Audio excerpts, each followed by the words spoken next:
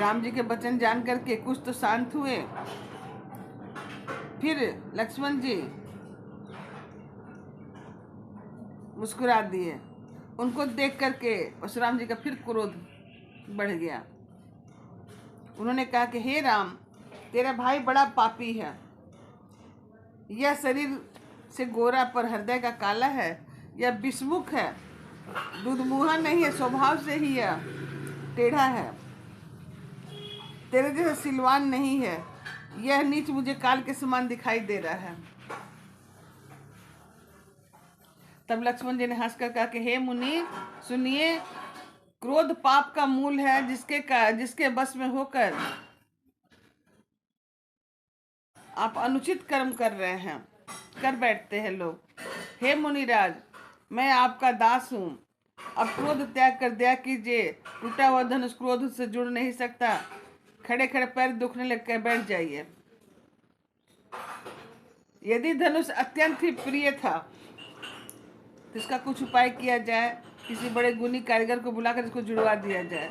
लक्ष्मण जी के बोलने से जनक जी डर जाते हैं और कहते कि बस चुप रहिए, अनुचित बोलना अच्छा नहीं लगता है।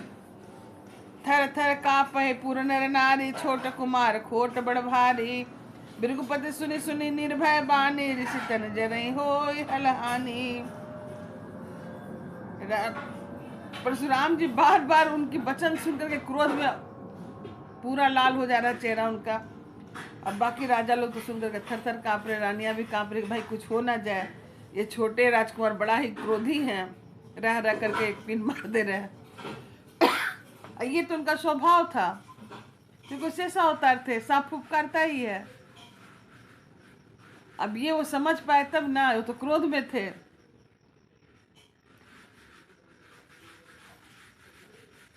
परशुराम जी रामचंद्र जी के एहसान जानकर बोलते कि तेरा छोटा भाई समझकर मैं इसे छोड़ दे रहा हूँ। यह मन का मैला और शरीर का कैसा सुंदर है, जैसे विष रस से भरा हुआ सोने का घड़ा।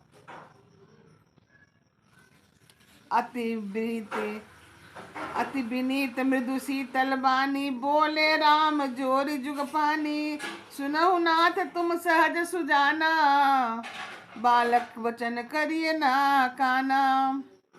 बर रे बालकु एक स्वभाव, इन न संत विदु सही काहू।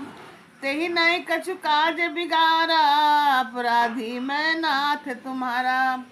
अंत में रामचंद्र जी बोलते कि हे प्रभु, हे मुनिवर, इस बालक का स्वभाव है सहज, संत जन इन्हें कोई दोष नहीं लगाते, इसने तो कुछ किया ही नहीं है। असल में तो मैं ही आपका काम बिगाड़ा हूँ। हे नाथ, आपका अपराधी मैं हूँ। अंत हे स्वामी, कृपा क्रोध वचन बंधन सब जो कुछ भी दास की तरह अर्थात दास समझकर मुझ पर कीजिए। मुनिवर ने कहा कि हे राम, क्रोध कैसे जाए? अब भी तेरा छोटा भाई टेढ़ा ही नाक ताक रहा है। इसकी गर्दन पर मैंने कुठार न चला तो क्रोध करके भी किया ही क्या।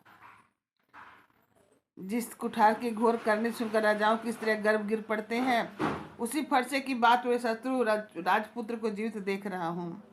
एक हाथ नहीं, क्रोध से छाती जली जाती है। राजाओं का घात या कुठार भी कुंठित हो गया है। अर्थात कहने का मतलब है कि हृदय में मैं किसी प्रकार का बदलाव नहीं ला सकता।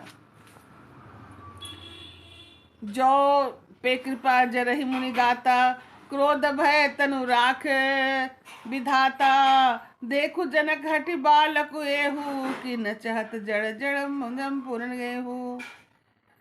आप मुझ पर यह दूसरा दुख सहा रही है। यह सुनकर लक्ष्मण जी मुस्कुराकर सिर नवाया और कहा कि आपका कृपा रूपी वायु भी आपकी मूर्ति के अनुकूल है। वचन बोलते हैं मानो फूल झड़ रहे हैं। हे मुनि, यदि कृपा करके अपना शरीर जला रहे हैं तो क्रोध होने तक शरीर की रक्षा विधाता ही करेंगे। हे जनक, यह देख मूर्ख बालक हट करके जमपुरी में करना चाहता है। तब परशुराम जी के हृदय में क्रोध भरकर श्री राम जी से बोले कि हे अरे सठ, तू शिव जी का धनुष तोड़कर उल्टा हमें को ज्ञान सिखाते हो। यह तेरा भाई तेरी सम्मति से कटु वचन बोलता है और तू हाथ से छल से हाथ जोड़कर बिना शब्द बोल रहे हो।